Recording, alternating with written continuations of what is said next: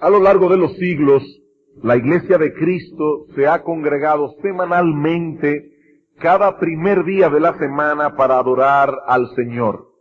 Todas las confesiones cristianas históricas concuerdan en este punto. La Iglesia debe congregarse como iglesia cada semana, no quincenalmente ni mensualmente, sino semanalmente. Y como espero probar más adelante, desde el principio siempre ha sido el primer día de la semana, es decir, el domingo y no el sábado como hacían los judíos en el antiguo pacto.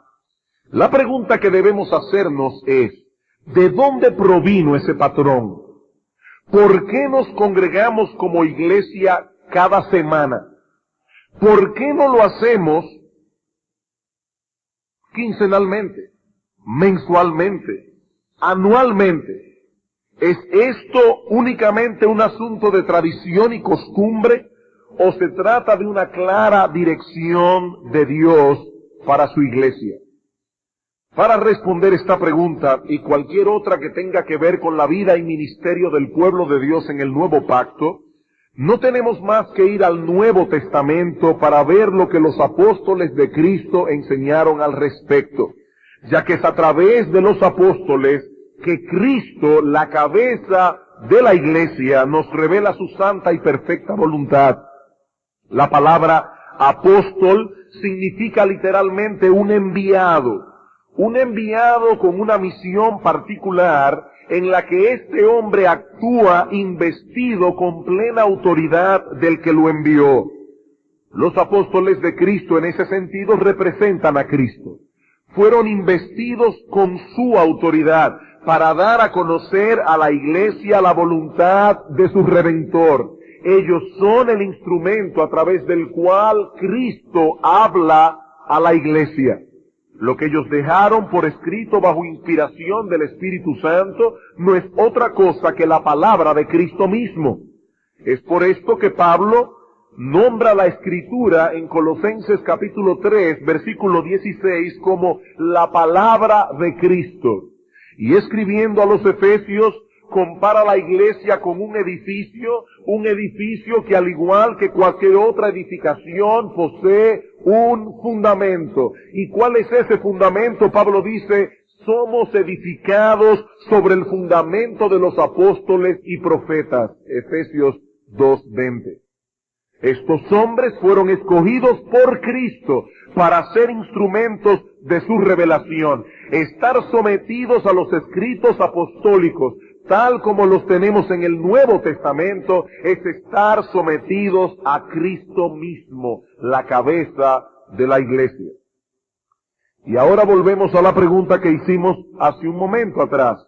¿Por qué la iglesia de Cristo a lo largo de los siglos ha venido reuniéndose y congregándose semanalmente para adorarle a Él, el primer día de la semana? ¿Es esto conforme a la voluntad de Cristo, la cabeza de la iglesia? La semana pasada centramos nuestra atención en la enseñanza de Jesús en lo tocante al día de reposo, mientras que hoy centraremos nuestra atención en la enseñanza y el ejemplo de los apóstoles.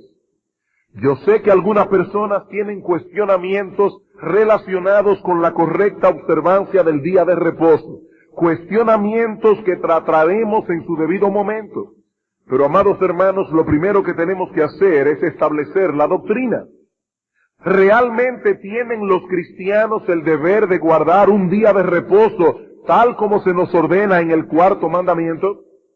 Esa pregunta es pertinente hoy porque algunos piensan que solo 9 de los 10 mandamientos que componen el Decálogo fueron ratificados en el nuevo pacto. Y si pensamos así, no tiene sentido alguno dedicarnos a considerar las implicaciones del cuarto mandamiento. La conciencia de un cristiano debe estar sometido a Dios únicamente, no a las reglas impuestas por los hombres. Lo primero que tenemos que establecer entonces es si el día de reposo, tal como lo encontramos en el Decálogo, está vigente. Luego que esto sea claramente establecido, entonces podremos considerar los principios que debemos tomar en cuenta para la correcta observancia del día en esta época en que nos ha tocado vivir. Yo sé que algunos quisieran obtener simple y llanamente una lista de reglas y prohibiciones. Pastor, dígame de una vez, ¿qué es lo que yo puedo y no puedo hacer en este día? Deme una lista. Amados hermanos, no podemos vivir la vida cristiana de ese modo. Dios no nos ha llamado como pastores a estar dando listas. Dios no nos ha llamado como pastores a actuar de esa manera. Los cristianos deben vivir por principios y no por una lista de reglas inventadas por los hombres. Pero para vivir por principios se necesita primero estar bien cimentado en la doctrina bíblica, y eso es precisamente lo que estamos haciendo en este momento. Ese parece ser el camino más lento, pero hermanos, es el más seguro y sobre todo es el más escritural. Ya trataremos los casos de conciencia, pero primero tenemos que establecer la doctrina bíblica. Ya vimos en el sermón anterior que Cristo ratificó el cuarto mandamiento. Veamos ahora en segundo lugar la enseñanza y el ejemplo de los apóstoles. La enseñanza y el ejemplo de los apóstoles.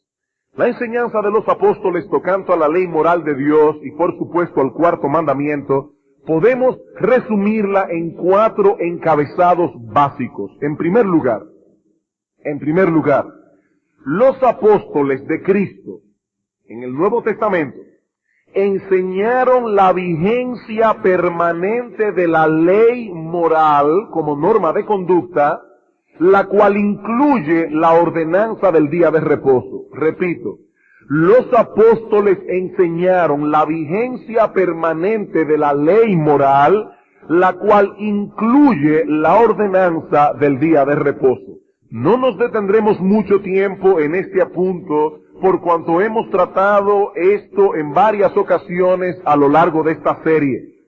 Solo podemos decir, a modo de recordatorio, que los apóstoles fueron sumamente cuidadosos en establecer en sus escritos el hecho de que la ley moral nunca fue dada con la intención de justificar al pecador, pero al mismo tiempo los apóstoles presentan esta ley como la norma moral de conducta que es agradable delante de Dios. La ley revela al hombre cuál es el patrón de conducta que Dios exige, pero mi amigo que estás aquí en esta mañana, tal patrón de conducta, resumido y condensado en los 10 mandamientos, es simple y llanamente imposible de ser alcanzado a la perfección. Imposible. Y por lo tanto, ningún hombre, mi amigo escucha bien, ningún hombre puede salvarse cumpliendo los 10 mandamientos. Ningún hombre, ni uno solo. Romanos capítulo 3. Libro de Romanos, capítulo 3.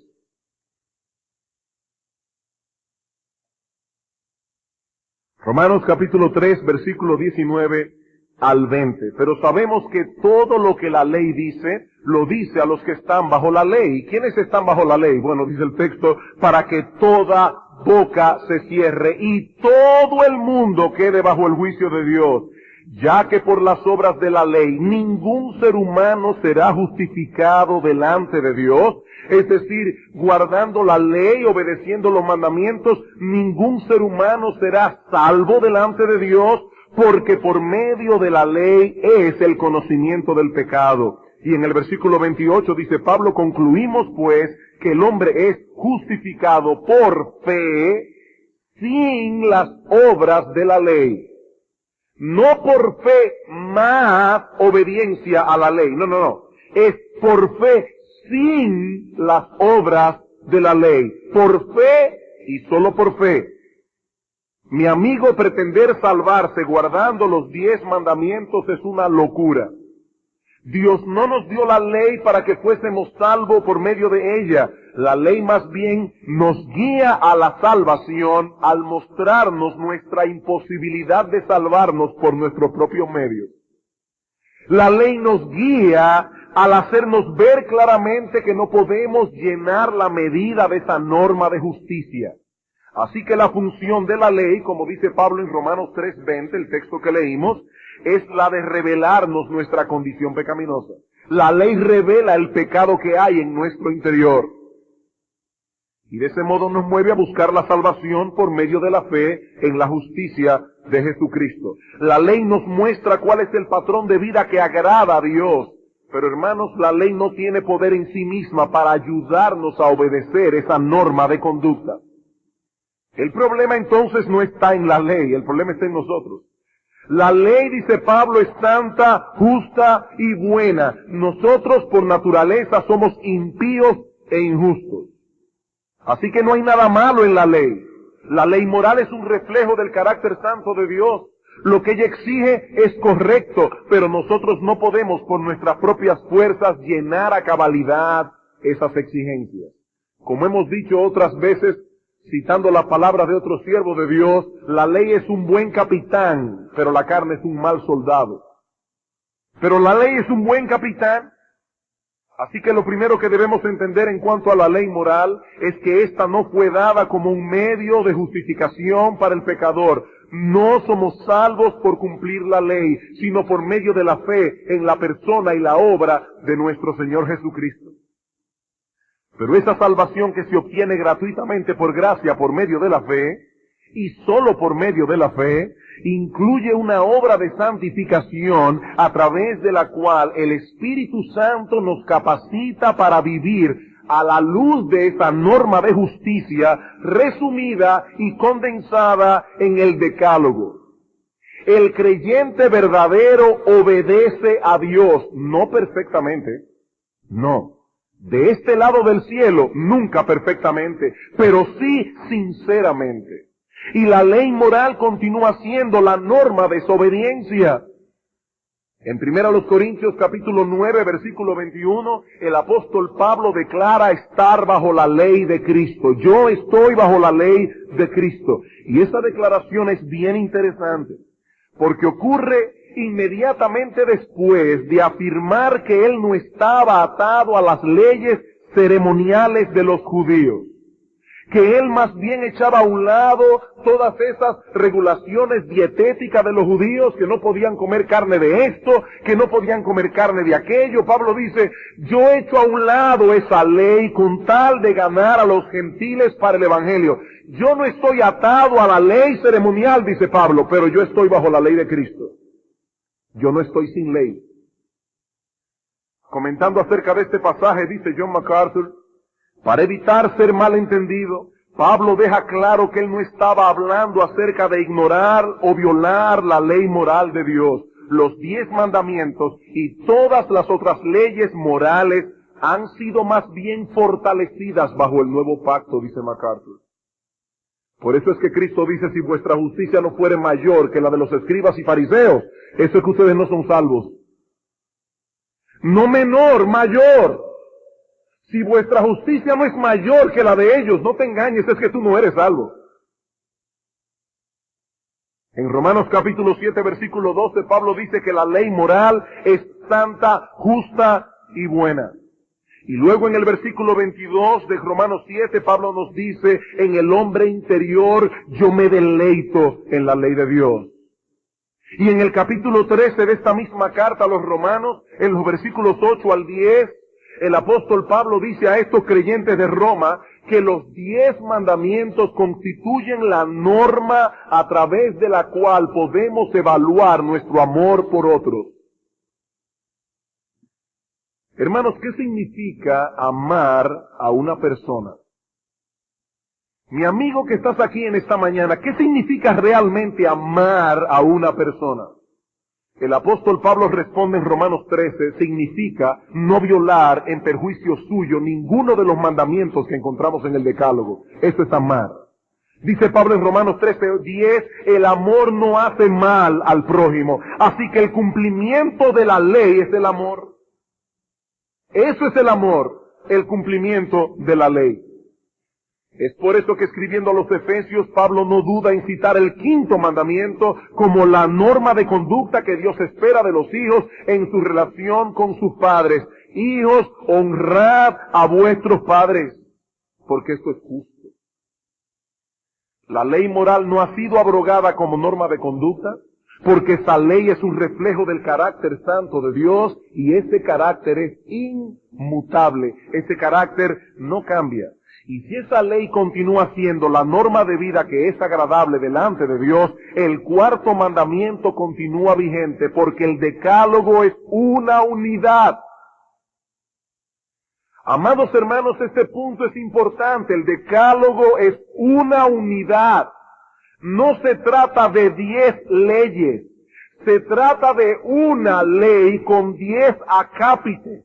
Por ello se habla en la escritura de la ley, porque es una sola ley, es un cuerpo legislativo. Si uno de sus acápites está vigente, el resto también lo está. Santiago capítulo 2.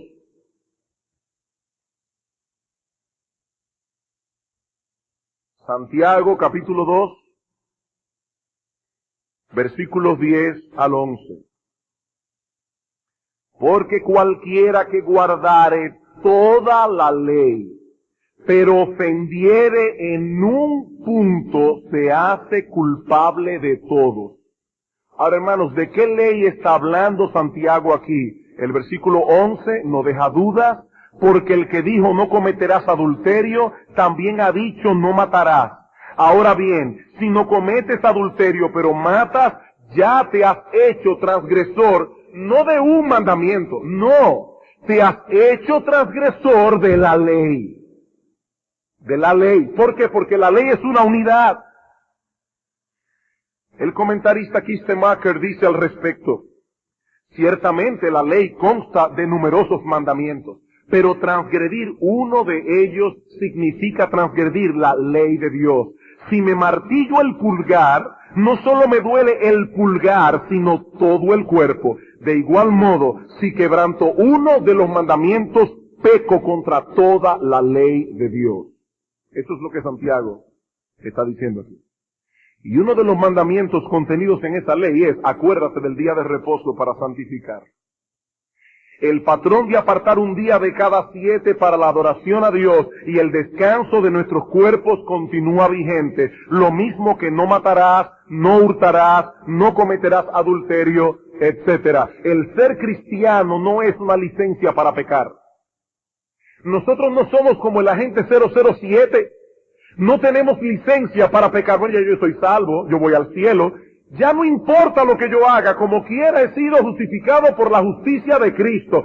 Soy perfecto en Él. No importa lo que yo haga, yo voy camino al cielo. El que piensa así no es un cristiano. Punto. No es un cristiano.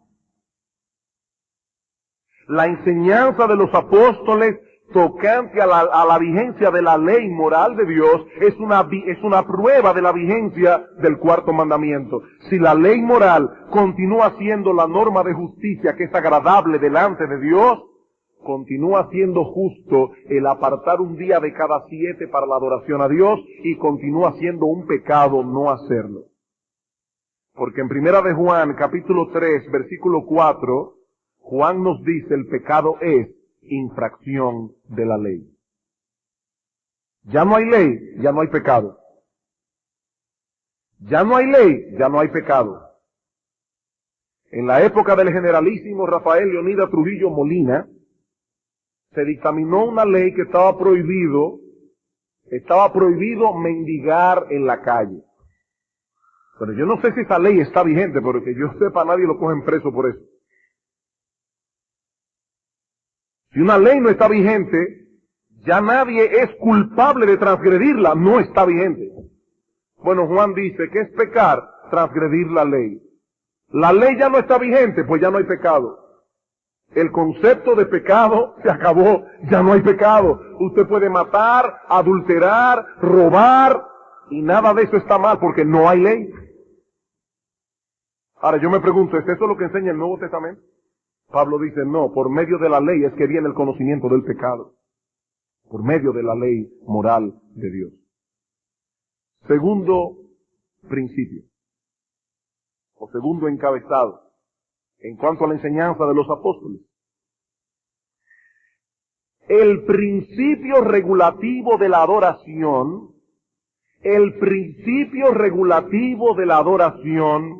requiere que haya una frecuencia determinada y un día señalado para la adoración del pueblo de Dios. El principio regulativo de la adoración requiere que haya una frecuencia determinada y un día señalado para la adoración del pueblo de Dios. ¿Qué es esto del principio regulativo de la adoración? Al hablar de este principio, nos referimos al hecho de que Dios ha establecido en su palabra la manera como su pueblo debe acercarse a Él en adoración. Dios ha regulado la adoración de su pueblo. Él no nos ha dejado a expensas de nuestra propia imaginación para que nosotros determinemos cómo debemos adorarle a Él. No. Es por eso que Cristo dice a la mujer samaritana en Juan capítulo 4, versículo 24, que los verdaderos adoradores son aquellos que adoran a Dios en espíritu, pero también en verdad. Le adoran de corazón, le adoran en espíritu, pero no como a ellos les parece más conveniente, sino conforme a la verdad de Dios revelada en su palabra. De manera que en nuestra adoración a Dios solo debe ser incluido lo que Él ha ordenado expresamente en su palabra. Todo lo que no ha sido ordenado por Él constituye una adoración falsa, aun cuando lo hagamos sinceramente, y aun cuando aquellos elementos que estamos introduciendo en la iglesia, en la adoración a Dios, no hayan sido explícitamente prohibidos por Él. En otras palabras, lo que Dios ordena en su palabra para la adoración de su pueblo es correcto. Lo que Dios no ordena no es correcto, aunque Él no lo haya prohibido. Tanto en el Antiguo Testamento como en el Nuevo Testamento, la Escritura condena explícitamente toda adoración que no haya sido ordenada por Dios. Por ejemplo, en Levítico capítulo 10, versículos 1 al 3, dice que Nadab y Abiú, hijos de Aarón, encendieron en el tabernáculo un fuego extraño que Dios no había mandado, y Dios los mató. Ahora, allí no dice que ese fuego había sido prohibido. El pecado estuvo en el hecho de que ese fuego no había sido mandado. Ellos podían encender ese fuego en su casa, pero no en el tabernáculo. En el tabernáculo solo debía hacerse aquello que Dios explícitamente había ordenado por medio de Moisés. Deuteronomio capítulo 12. Deuteronomio capítulo 12, versículo 29.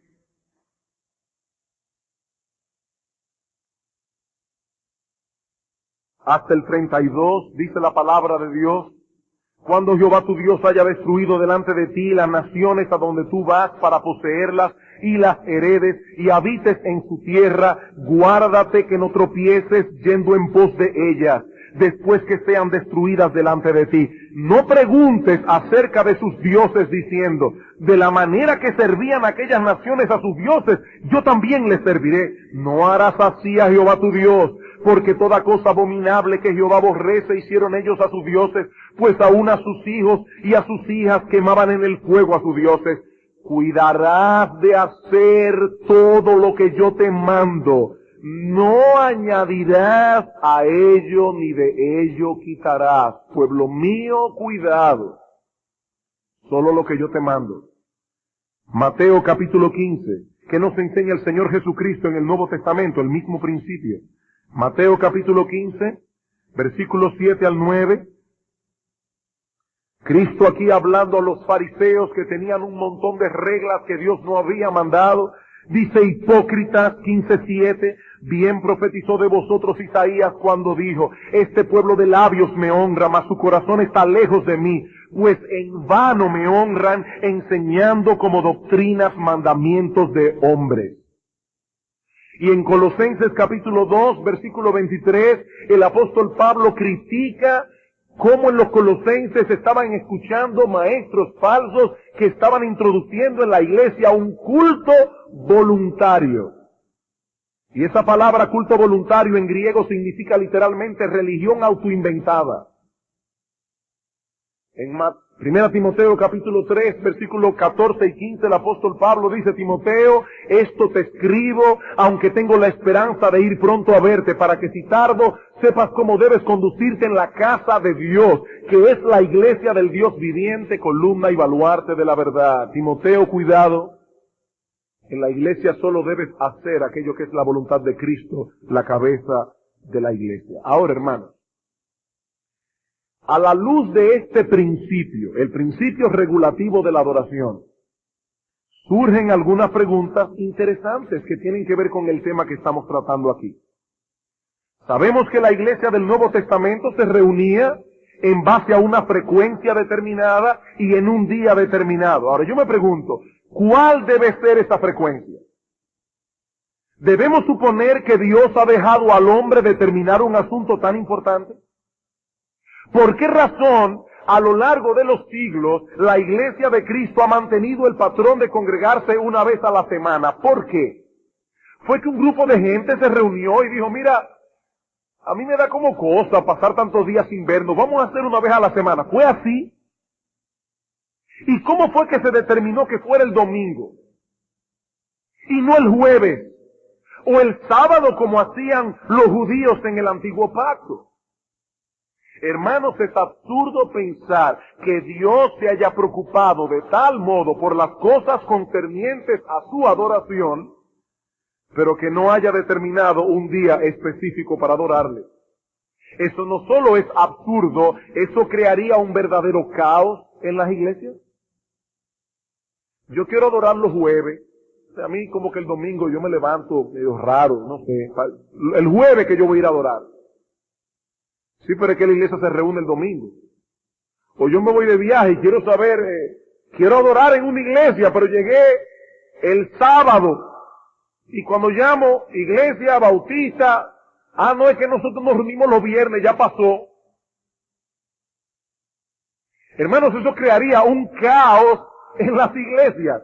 La razón por la que nos reunimos una vez cada semana es porque seguimos el patrón que Dios determinó desde el principio de la creación. 6 días trabajarás y harás toda tu obra, mas el séptimo es reposo para Jehová tu Dios. Ese es el patrón. Si el cuarto mandamiento no está vigente, ¿por qué congregarnos una vez cada semana? ¿Por qué no hacerlo una vez al mes o una vez al año? El principio regulativo de la adoración y la frecuencia que encontramos en el Nuevo Testamento para la adoración pública exige un día determinado y una frecuencia determinada en que dicha adoración sea llevada a cabo, y esa frecuencia está determinada en el cuarto mandamiento. De no ser así, hermanos, Hebreos 10:25 no tiene sentido. ¿Qué dice Hebreos 10:25? No se dejen de congregar como algunos tienen por costumbre. ¿Y cuándo? ¿Congregarse cuándo? No se dejen de congregar, sí, pero ¿cada qué tiempo? ¿Qué día? Que no me deje de congregar, ¿en qué momento? Tiene que haber algo establecido, alguna congregación establecida que yo no debo descuidar. ¿Cuál es esa congregación? La congregación del pueblo de Dios cada primer día de la semana. Tercer encabezado.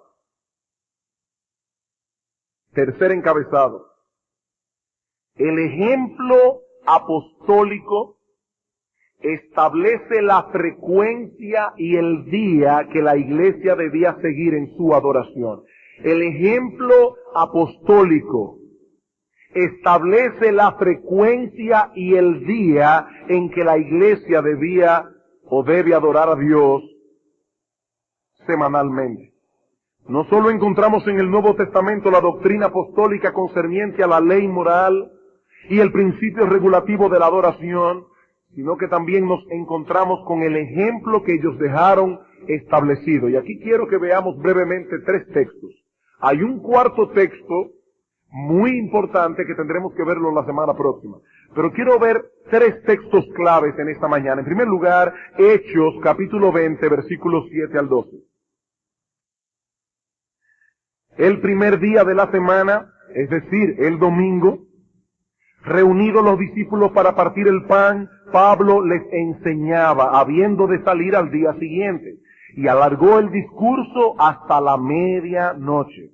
Y había muchas lámparas en el aposento alto donde estaban reunidos, y un joven llamado Eutico, que estaba sentado en la ventana, en el vano de la ventana, rendido de un sueño profundo por cuanto Pablo disertaba largamente. Ustedes ven, hermanos, que aquí no predicamos tan largo después de todo. Vencido del sueño, cayó del 3er piso abajo y fue levantado muerto. Tendió Pablo, se echó sobre él y abrazándole dijo: no os alarméis, pues está vivo. Después de haber subido y partido el pan y comido, habló largamente hasta el alba. Y así salió, y llevaron al joven vivo, y fueron grandemente consolados. El apóstol Pablo viene de regreso de la obra misionera que llevó a cabo en Macedonia y Acaya, pero en el camino se detiene durante toda una semana en Troas para visitar la pequeña iglesia que allí se congregaban. Noten el versículo 6. Nosotros, pasados los días de los panes sin levadura, navegamos de Filipos y en 5 días nos reunimos con ellos en Troas, donde nos quedamos 7 días. ¿Cuál fue el día que Pablo partió? El lunes. Es decir que Pablo estuvo en Troas de lunes a lunes, o tal vez de martes a lunes, dependiendo de la manera como Lucas está computando los días aquí. Ahora, lo primero que notamos en el texto es que Pablo esperó toda una semana para hablar a los discípulos, habiendo tenido tiempo suficiente para hacerlo en otro momento, incluyendo el sábado que guardaban los judíos y que hoy, digo con todo respeto, se empeñan en guardar los adventistas del 7º día. Pablo tenía prisa en llegar a Jerusalén, pero aún así esperó toda una semana. ¿Saben por qué? Muy probablemente para participar del servicio de adoración. Ellos apartaban un día de la semana, y más específicamente el primer día de la semana, para congregarse como iglesia a adorar. Los adventistas dicen, estoy leyendo un libro que alguien me prestó, muy bueno, escrito por un erudito, indudablemente un erudito adventista del 7º día, y él dice, no, ellos se reunieron ese día para despedir al Pablo al día siguiente. El problema es que el versículo 7 dice, el primer día de la semana, reunidos los discípulos, no para despedir a Pablo, sino para partir el pan. Reunidos los discípulos para partir el pan. Y ese término técnico se usa en el libro de los Hechos para referirse a la cena del Señor y a la cena al ágape que los cristianos llevaban a cabo luego de participar en la cena del Señor. Así que esta iglesia en Troas, plantada y entrenada por el mismo apóstol Pablo, apartaba el primer día de la semana para la adoración pública, para la celebración de la Santa Cena y para escuchar la predicación de la palabra de Dios. No el sábado, el primer día de la semana. Primero a los Corintios, el segundo texto al que deseo hacer referencia en esta mañana. Si fuera un texto aislado, uno diría, bueno, es un texto aislado. Tal vez es verdad que se reunieron para despedir a Pablo. Primero a los Corintios capítulo 16, versículos 1 al 2. En cuanto a la ofrenda para los santos, haced vosotros también de la manera que ordené en las iglesias de Galacia. ¿Y qué fue lo que Pablo ordenó en las iglesias de Galacia y que ahora está ordenando a los Corintios? Cada primer día de la semana, cada uno de vosotros ponga aparte algo según haya prosperado, guardándolo o poniéndolo en el tesoro, para que cuando yo llegue no se recojan entonces ofrendas. Aquí encontramos algunos elementos adicionales a los que encontramos en Hechos 20. En Hechos 20 veíamos que la iglesia en Troas se reunió el primer día de la semana para adoración pública y que en ese día celebraron la cena del Señor y escucharon la predicación de la palabra de Dios. Pero este texto de 1 Corintios contiene algunos detalles más reveladores en cuanto a la práctica de la iglesia primitiva. En primer lugar, vemos que la directriz que Pablo está dando aquí no es exclusiva a la iglesia de Corinto. La instrucción es la misma que impartió en las iglesias de Galacia. Versículo 1. En cuanto a la ofrenda para los santos, haced vosotros también, de la manera que ordené en las iglesias de Galacia. Así que no se trata de algo arraigado, en las costumbres sociales o circunstanciales de los corintios, ya que estas dos ciudades quedaban muy lejos la una de la otra. De hecho, Galacia y Corinto estaban en dos continentes distintos. Uno estaba en Asia y el otro estaba en Europa. Dos continentes diferentes. Y Pablo dio la misma dirección. Ahora, en segundo lugar, vemos en el texto que se trata de una orden apostólica. Haced como ordené en las iglesias de Galacia. Esto no es una opción, esto no fue un simple consejo, esto fue una orden apostólica. Con la autoridad con que Cristo lo había investido, Pablo ordenó a esas iglesias que cada primer día de la semana ellos apartaran algo de las bendiciones materiales que Dios les había conferido y que lo atesoraran, no sabemos dónde, como una ofrenda de adoración a Dios, la cual sería empleada al servicio de los santos. Ahora, hermanos, aquí se infiere una reunión semanal del pueblo de Dios, no una reunión cada mes, cada semana, cada primer día de la semana. ¿Y por qué cada semana? Porque ese es el patrón perpetuo que Dios decretó que el hombre observara, 6 días para trabajar y 1 para adorar. Bueno, de igual modo Pablo señala el día específico en que tal cosa debía llevarse a cabo. No debía ser cada miércoles, no debía ser cada viernes, ni siquiera cada sábado. Debía ser cada primer día de la semana. El mismo día en que lo hacían las iglesias de Galacia, el mismo día en que se reunieron los hermanos en Troas, el mismo día que la iglesia de Cristo ha apartado para la adoración a lo largo de los siglos. Este autor adventista del séptimo día que mencionaba hace un momento, para evadir la fuerza de este argumento, nos dice que allí no se está hablando de la colecta de las ofrendas en el culto de adoración, que eso no es lo que el texto está enseñando, sino que los hermanos debían apartar ese dinero en sus casas. Ahora, aquí no se habla de las casas, aquí se habla de las iglesias. Pero vamos aún a pasar por alto esto. En otras palabras, según este autor, lo que Pablo está ordenando que haga cada creyente es que los domingos en sus casas aparten una ofrenda para los santos en necesidad. Ahora, el problema con esta interpretación es que no explica por qué hacerlo cada primer día de la semana. Si la colecta de la que se habla aquí es privada y cada cual debía hacerlo en su casa, ¿por qué tenía que ser precisamente el primer día de la semana y no en ningún otro? Yo puedo apartarlo los miércoles, o los jueves, o los viernes, si es un asunto privado. Charles Hodge dice al respecto: si Pablo estaba dando instrucciones para que ese dinero fuera guardado en casa, ¿por qué escogió el primer día de la semana? Es evidente que el primer día debía ofrecer alguna ventaja especial para hacer lo que aquí se manda. La única razón que puede darse para exigir que esto se hiciera el primer día de la semana es que era en dicho día cuando los cristianos tenían la costumbre de reunirse y lo que cada uno hubiera apartado de sus ganancias semanales podía atesorarse, es decir, ponerse en el acervo común de la iglesia, cada primer día de la semana. El otro texto al que deseo hacer referencia es Apocalipsis capítulo 1, versículo 10. Ahora noten, hermanos, algo importante. Yo no estoy aquí todavía tratando con el cambio del día de sábado a domingo. Hay más argumentos para eso, eso lo veremos después.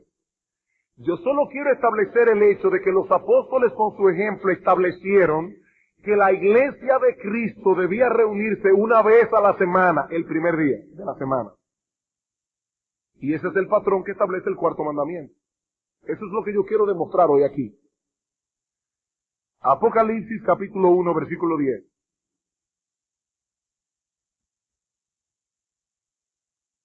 Versículo 9, para poder tomar la idea. Yo, Juan, vuestro hermano y copartícipe vuestro en la tribulación, en el reino y en la paciencia de Jesucristo, estaba en la isla llamada Patmos por causa de la palabra de Dios y el testimonio de Jesucristo. Yo estaba en el Espíritu en el día del Señor y oí detrás de mí una gran voz como de trompeta. Yo estaba en el Espíritu, dice Juan, en el día del Señor. Ahora, esta frase del Señor solo se usa en dos ocasiones en todo el Nuevo Testamento. La primera se encuentra en 1 Corintios 11:20, donde se le llama a la Santa Cena la Cena del Señor. El apóstol Pablo, en 1 Corintios 11:20, refiriéndose a la Santa Cena, usa esta misma fraseología en el griego, la Cena del Señor. La otra es aquí en Apocalipsis 1:10, donde el apóstol Juan se refiere a algún día de la semana, algún día, como el día del Señor. El día del Señor. En ambos ejemplos se enfatiza la idea de posesión, de propiedad exclusiva, de estrecha relación. ¿Qué es lo que hace a la cena del Señor distinta de cualquier otra comida? La cena del Señor no es simplemente una comida social. Se trata de un evento que guarda una relación especial con el Señor. El día del Señor es un día que pertenece al Señor. Un día relacionado con Él de una manera especial y particular. Hendrickson, el comentarista, dice lo siguiente. En Apocalipsis 1:10, el día del Señor significa el día que observamos en conmemoración de la resurrección del Señor, lo mismo que la Santa Cena es la cena que observamos en conmemoración de la muerte del Señor. Así como la cena del Señor conmemora la muerte del Señor, el día del Señor conmemora la resurrección del Señor. Es por eso que el primer día de la semana se llama domingo. ¿Por qué este día se llama domingo? Esta palabra se deriva del latín domine, que significa del Señor. Este día es domingo porque es el día del Señor. El día del Señor no es otro que aquel en que la iglesia conmemora la victoria de Cristo sobre la muerte. Un día que pertenece al Señor en una forma especial. Es el día del Señor. El día del Señor. El apóstol Juan estaba separado de sus hermanos en la isla de Patmos, pero dado que era el día del Señor, él estaba en el Espíritu. Él estaba dedicado a tener comunión con Dios en una forma especial. Allí en medio de la soledad de su destierro, él estaba en el Espíritu. Y como bien señala el gran teólogo Dabney, su Salvador vino de la gloria para guardar el domingo junto con él. Dice, yo estaba en el Espíritu en el día del Señor y oí detrás de mí una voz como de trompeta. El Salvador mismo vino a estar con él en ese día. He aquí entonces nuestro tercer argumento. Hemos visto ya la enseñanza apostólica referente a la permanencia de la ley moral. Hemos visto la necesidad que se infiere de sus escritos de tener una frecuencia determinada y un día específico para la adoración corporativa del pueblo de Dios. Y ahora vimos el patrón que los apóstoles establecieron con su ejemplo. Por causa del tiempo tendremos que dejar nuestro cuarto encabezado y la explicación de algunos textos conflictivos del Nuevo Testamento para el próximo sermón. Pero no quisiera concluir sin hacer la siguiente observación a modo de aplicación. Amados hermanos, Dios desea que su pueblo le adore en espíritu y en verdad, porque esa es la única adoración aceptable delante de Él. Una adoración en la que toda nuestra alma, todo nuestro ser interior esté involucrado, pero también una adoración que descanse en la verdad de Dios revelada en su palabra. Si adoramos conforme a nuestros criterios personales, no estamos adorando a un Dios soberano que tiene derecho a establecer la manera, la frecuencia y aún el día en que Él merece ser adorado por su pueblo.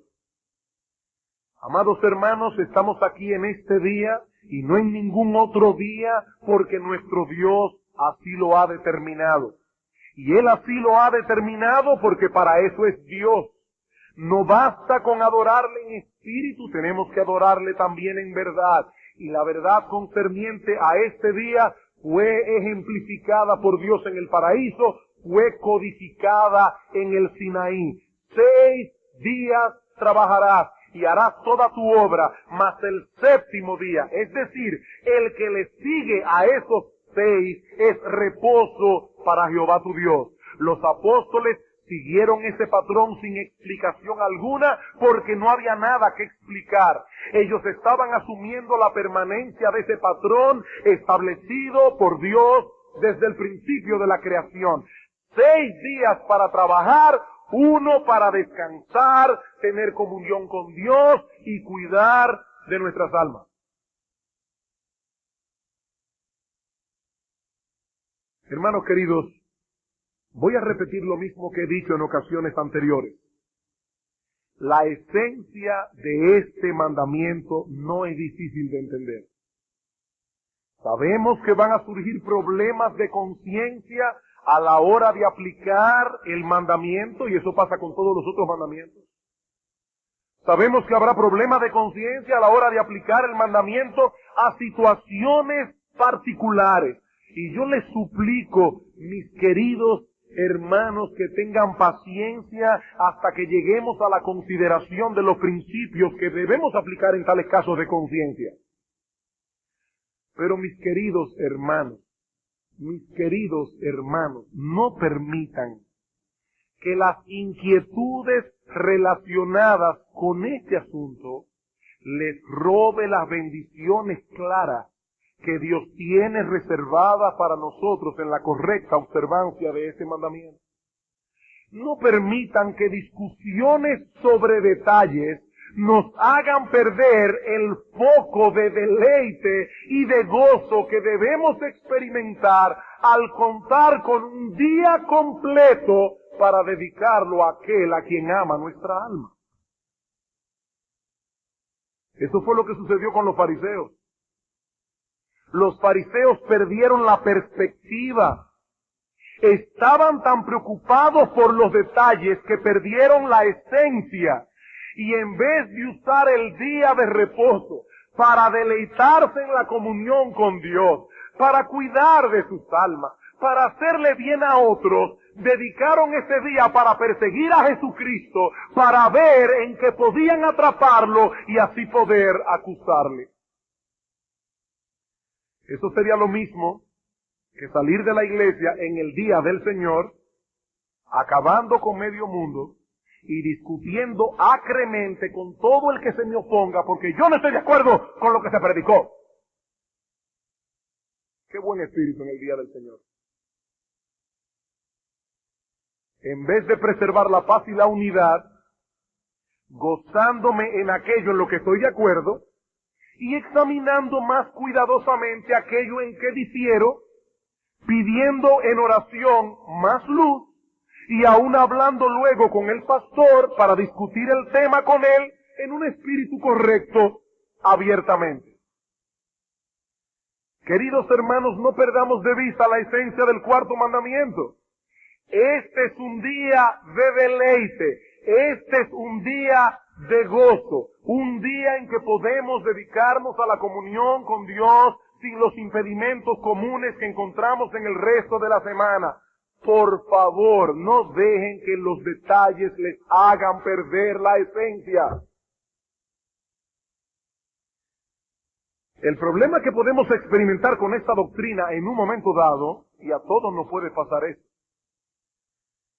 es que si ponemos mucha atención a los detalles, y sobre todo a los más escabrosos, un detalle por aquí y otro detalle por allá, que parece atentar contra el estilo de vida que hasta ahora yo he estado llevando, y puede suceder que en mi inquietud por ese detalle particular, nuestros corazones nos arrastren a perder la bendición del día, y lo que es aún peor, a rechazar la doctrina por completo. El niño está llorando, tíralo por la ventana. Hay otra forma de callar al niño. Hay otras formas de callar al niño. ¿Saben a la larga cuál era el problema del fariseo? Que el fariseo no estaba empeñado en conocer la verdad. Que el fariseo no estaba empeñado en adorar a Dios a la luz de esa verdad, sino más bien en preservar sus tradiciones, en mantener su estilo de vida. El odio de ellos contra Cristo no era porque el Señor violaba el día de reposo, porque el Señor nunca hizo tal cosa. El problema era que Cristo atentaba contra el estilo de vida de ellos, porque Cristo atentaba contra lo establecido, y al hacerlo expuso la hipocresía que había en sus corazones. Ese fue el problema. Y se llenaron de odio contra Él. Cristo está atentando contra nuestro estilo de vida y eso no lo podemos permitir. No era un problema de la verdad de Dios. No era un problema de la verdad de Dios. Es que el estilo de vida de ellos estaba siendo amenazado. Cuidado, hermanos, ese espíritu no es bueno. Ese espíritu no es bueno para escuchar la palabra de Dios. Seamos como los de Berea. Henos aquí con el corazón abierto. Queremos saber, Señor, cuál es tu voluntad. Ese es el espíritu de un verdadero cristiano. Amados hermanos, pongamos todo nuestro empeño en hacer un buen uso de este tiempo, conforme al diseño original de Dios. Este no es un día de inactividad, sino de reposo. Un día en que debemos evitar distracciones innecesarias. Algunas cosas son necesarias. Y es por eso que no podemos estar dando listas. No hay cosas que son necesarias hacer en el día del Señor. Y quizás lo que es necesario para mí no es necesario para ti. Yo no puedo estar imponiendo un estilo de vida. Estamos dando los principios, y eso lo veremos más adelante. No, no es un día de inactividad, es de reposo. Un día en que debemos evitar las distracciones innecesarias para poder dedicar lo mejor de nuestro tiempo, lo mejor de nuestras energías en nuestro servicio y comunión con Dios. Nuestras almas inmortales se beneficiarán enormemente si mantenemos ese propósito claro delante de nuestros ojos y si hacemos provisión para dedicarnos a tener una deleitosa comunión con Dios en ese día. Y en cuanto a ti, mi amigo que nos visitas en esta mañana, este asunto del que hemos estado hablando hoy tiene mucho que ver contigo también. Porque tú también tienes un alma inmortal que salvar. Tú también tienes un alma que cuidar. Y el Dios soberano, el Dios que te creó para su gloria, el Dios que te mantiene vivo en cada instante de tu vida, y delante del cual comparecerás algún día para darle cuentas de ti, ha dicho que el hombre debe apartar un día de cada 7 para dedicarlo a considerar las realidades espirituales. Ah, pastor, Es que yo no profeso tener la fe que ustedes tienen. Es más, yo estoy aquí en la iglesia porque mi papá y mamá son cristianos. Si yo no estuviera aquí. Eso no es asunto mío, pastor. Yo no tengo esa fe. Mi amigo, la Biblia dice que la fe viene por el oír y el oír por la palabra de Dios. Esa es una de las razones por las que el enemigo de las almas se esfuerza porque los hombres tomen a la ligera este mandamiento. Esa es la razón. Él quiere que los hombres estén ocupados en sus negocios y en sus placeres y diversiones los 7 días de la semana, para que no tengan tiempo alguno para pensar en el estado de sus almas, para que no puedan detenerse a meditar en las cosas eternas, para que no puedan acudir a las iglesias a escuchar el glorioso evangelio de Jesucristo, que es poderoso para salvar las almas. Si fuera por el diablo, todos los negocios abrirían el domingo para que nadie tuviera tiempo de ir a escuchar el evangelio en aquellos lugares donde este mensaje poderoso es expuesto. Y a veces me pregunto si algunos cristianos se molestarían si alguna de esas personas comenzaran a convertir. Oye, qué fuerte, ahora la señora que abría el colmado en mi casa se convirtió la doña ahora. Yo que iba los domingos allá a hacer la compra, la doña se convirtió. Oye, qué cosa, otro colmado va a tener que buscar. Imagínense ustedes, hermanos, allá al frente hay un negocio, un colmado, allá al frente. Un grupo, una comisión de IBCJ, mire doña, nosotros queremos que usted abra los domingos para que en el receso que hay aquí, nosotros podamos venir y comer algo. O sea, usted no quiere que venga a la iglesia, sino que abra el colmado para que uno pueda en el receso usarlo. ¿Qué es lo que nosotros queremos hacer con el día del Señor? Hermano, más allá, ¿qué es lo que el diablo quiere hacer con el día del Señor? ¿Qué es lo que el diablo quiere hacer con el día del Señor? Él sabe que las almas de los hombres son como los libros de contabilidad de los comerciantes corruptos. Él sabe que las almas de los hombres no pueden pasar por una inspección. Y por eso se empeña en que esa inspección no sea hecha nunca hasta que sea demasiado tarde y no pueda hacerse arreglo alguno. Pero mi amigo, algún día la inspección llegará. Algún día la inspección llegará, ojalá que la puedas hacer ahora y arreglar tus cuentas con el Señor. Detente a pensar, porque eso es lo que el enemigo de tu alma no quiere que tú hagas. Detente a pensar, detente a pensar. Dios te juzgará conforme al patrón de justicia revelado en esa ley. Y en ese día, mi amigo, nadie tendrá su libro de contabilidad en buen estado, excepto aquellos que confiaron en Cristo y solo en Él para la salvación de sus almas. Mi amigo querido, solo existe un hombre, solo ha existido un hombre, cuyo libro puede ser revisado y vuelto a revisar, y nunca encontraríamos en ese libro una sola tacha, nuestro Señor Jesucristo. Él es el Dios encarnado, que por amor a criaturas pecadoras como tú y como yo, vino al mundo, vivió una vida perfecta y luego fue a la cruz a pagar la deuda infinita de todos aquellos a quienes vino a salvar y se levantó victorioso al tercer día. Y ese Redentor victorioso te ofrece hoy la oportunidad de ser salvo con solo venir a Él y arrojarte en sus brazos, sabiendo que solo en Él hay salvación.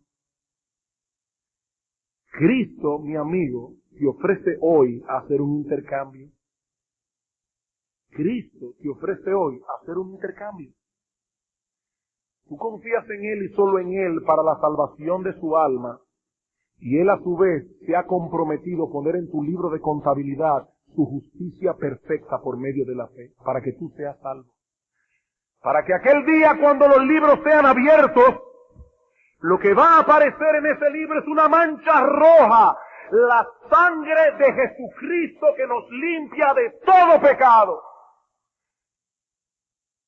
Y en ningún tribunal, ni en el cielo ni en la tierra, podremos ser condenados, porque el Hijo de Dios ya pagó nuestra deuda.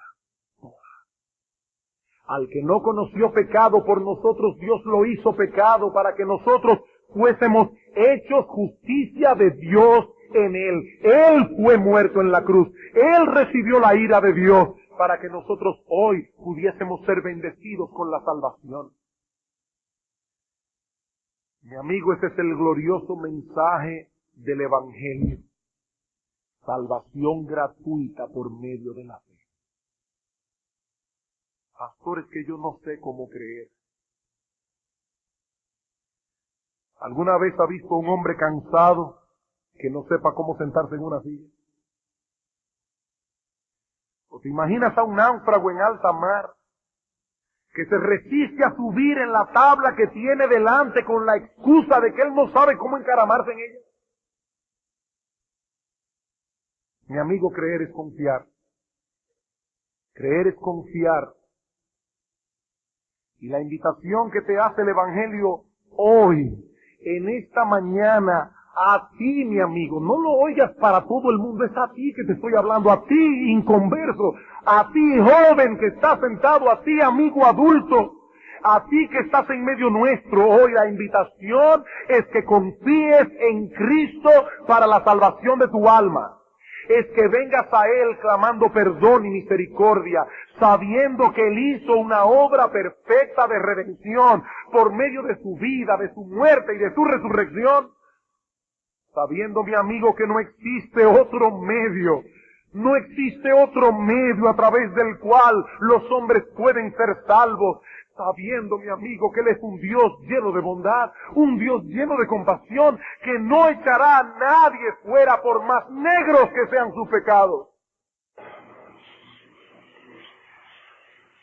Oh, mi amigo, no desprecies esa oportunidad. Estás como un náufrago en alta mar, a punto de descender a una eternidad sin fin, a una terrible condenación. Y lo que estamos poniendo delante de ti en esta mañana no es una tabla endeble e insegura a la cual asirte, es la mano del Hijo de Dios la que se extiende para tomarte, pero debes confiar en Él. Debes confiar en Él. Que Dios tenga misericordia de ti. Que la gracia de nuestro Dios se derrame hoy en tu corazón para que seas salvo. Mi amigo, no te vayas de este lugar sin clamar porque esto sea una realidad en tu vida. No te vayas de este lugar. Que Dios tenga misericordia de ti. Vamos a orar.